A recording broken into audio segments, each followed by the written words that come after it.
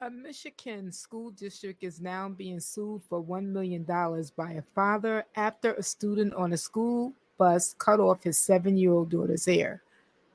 Welcome to Let's Talk About It.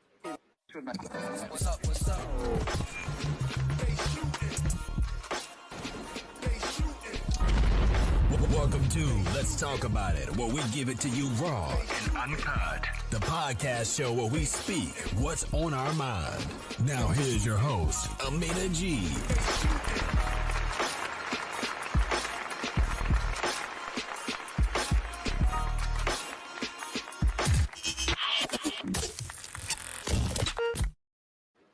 A Michigan father is suing a Michigan school, a librarian, a teacher's assistant for cutting his 7-year-old biracial daughter's hair without his permission. The lawsuit states the lawsuit was filed in federal court in Grand Rapids, Mount Pleasant.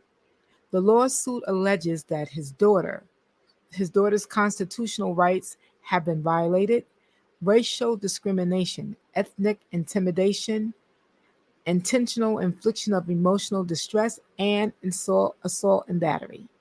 The father, whose name is Jimmy Hoffmeyer, who is also biracial himself, said when his daughter came home from school back in March, one side of her hair had been cut off. When he asked 7-year-old Journey what had happened, she told her father that a classmate had cut her hair with a pair of scissors while she was riding on a school bus. Okay, for one thing, how does this even happen? Where were the bus monitors that are supposed to be monitoring the activities of the students on the school bus? This is a serious question that needs to be answered, and it needs a serious answer.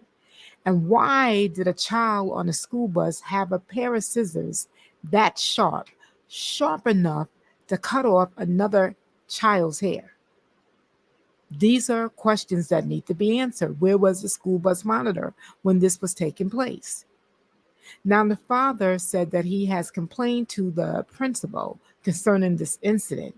He also has taken his daughter Journey to a professional hair salon so that it wouldn't look so obvious that Journey's hair had been unevenly chopped off. The salon shaped and trimmed his daughter's hair. But when Journey went back to school, y'all, a couple of days later, the other side of her hair was cut off.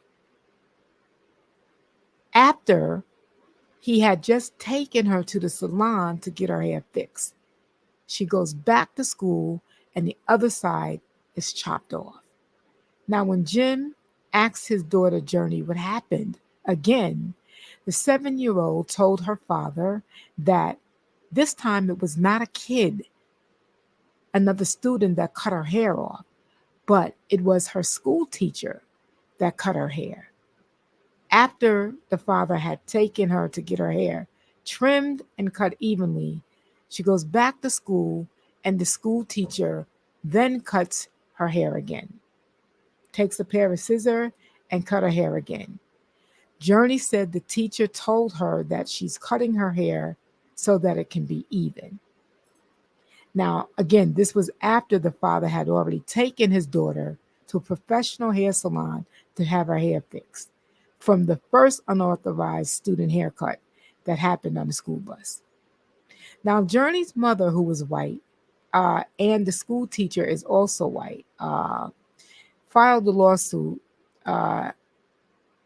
that stated that the school district failed to properly train their employees, monitor, direct discipline, and supervise their employees. This is all according to the lawsuit that the school district said that was filed.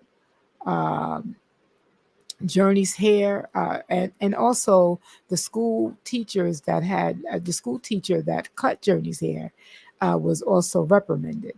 There was also a third-party independent investigation that was conducted, and that investigation determined that despite the good intentions from the teacher who cut Journey's hair off without her parents' permission and without the knowledge of the district administration, violated school policies. And again, they're saying that the teacher has been reprimanded.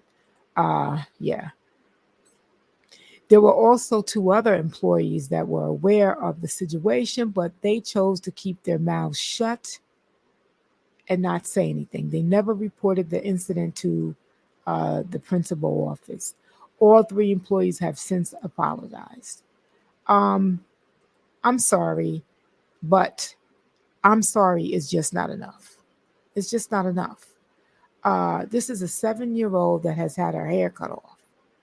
And for what reason? It's just not enough to say that I'm sorry. It's just not. Um, I feel that the school is taking this thing too lightly, kind of like brushing it up underneath, up under the rug. And I think that is just sorry is just not good enough. This is a 7-year-old kid that had her hair cut off twice. First time by a student on a school bus, and then a school teacher. And for what reason? So, no, sorry again is just not enough. Now, I'm going to play a clip of what Journey's father had to say. I just don't understand why she thought that a child could make any decisions like that, whether it was straightening it, whether it was cutting it. Why is she touching my child, period, during a COVID pandemic and without permission? I don't. Now, I'm sure if the shoe was on the other foot and it was one of their children, it would be a whole different ball game. They would be all singing a whole different tune. So no, sorry is not enough. Now I'm going to play another clip from Christine, who is an activist. This is what she had to say. I have to question the motivation, right? Why did they perceive Journey Hoffmeyer's hair a problem to be dealt with? And when you're talking then further about the rights of persons, you have to look at protected classes. We can't forget that in schools, there are subpopulations protected classes according to race, ethnicity, gender. And she's right. Why did they feel that Journey Hoffmeyer's hair had to be cut? Out of all the students in the classroom, why her? So she's right. Now, this is not the first time that a school employee has decided to take matters into their own hands and cut off a student's hair. About 4 years ago, a wrestler from New Jersey High School by the name of Andrew Johnson, was told by his coach that he had to cut off his dreadlocks. He had dreadlocks or forfeit the game. So him being a 17-year-old kid, he allowed them to cut his hair off. He was visibly upset. They cut his hair off. They could have even offered him a hair covering to cover his hair, because his locks were not even that long, as you can see, and they definitely were not in the way of any match. They were not interfering, I should say, in any match. He should have been offered a hair cap, but again, he wasn't. They went straight to cutting his hair off. Now, the referee humiliated the 17-year-old kid in front of a gym full of people, watching him get his hair cut off with a pair of dirty scissors, as his locks fell to the floor. Now, the same referee by the name of Malone in 2016 acknowledged that he used racial slurs towards another official. He was suspended and sent to sensitivity training. You're listening to Let's Talk About It with your host, Amina G. Now, there's another student by the name of Jax. Jax is nonverbal. He is a 5-year-old Black student who lives in Georgia, who had his hair cut off by a teacher's assistant, a white teacher's assistant, for no reason. And then that teacher's assistant put Jax's hair into a baggie and sent it home to his family. Now, that family does not get their hair cut because of religious reasons, but this teacher's assistant took it upon herself to cut this 5-year-old nonverbal boy's hair off. And this is what his mother had to say. What pushed you to the point of where this is okay to do this? So the mother is asking what pushed this teacher to the point that she cut his hair off like this. What pushed her to the point to cut his hair? She also had this to say. What happened? And one of the students said the assistant teacher cut Jax's hair. And so then she went and looked by his seat, and there was hair on the floor. The mother also says she wonders if anything else ever happened because of this situation. And also Jax again is nonverbal, so she's wondering, has anything else happened to her son in that school? And she should wonder that, especially because her son can't talk to tell her that. The school district did send out letters stating that that teacher would not be back allowed on that school premises until further investigation. And that teacher is also, last I know, was on the run. Now back to the story of Journey. Journey's parents said that the 7-year-old,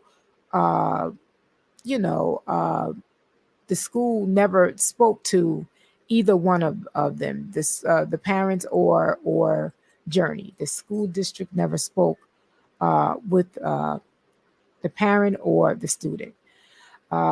Journey's parents has since removed her out of the school and placed her into another school, as they should have. The school should have been in contact with Journey's family from the beginning through the investigation process all the way up to the end, but they were not. This type of incident could cause emotional problems for Journey later on down the road. I really hope that she is okay and that the parents and 7-year-old Journey gets the justice that they so well deserve. You're listening to Let's Talk About It with your host, Amina G. Now make sure, people, to tune in next Sunday at 3 p.m. when we will talk about the 3 San Antonio officers who are now being charged with murder after they shot and killed a 46-year-old woman that appeared to be having some type of mental health crisis. They shot and killed her in her own home. Now, remember, family, it is never too late to bow down on your knees and pray to your Creator. Until the next time, take care of yourself and stay safe. They shooting. They shooting. We want to thank everyone for tuning in. Check back every Sunday at 9 a.m. for new episodes. You can find us on Buzzsprout and Let's Talk About It, Apple Podcasts, Spotify, and Facebook at Amina G100. Until next time, be safe.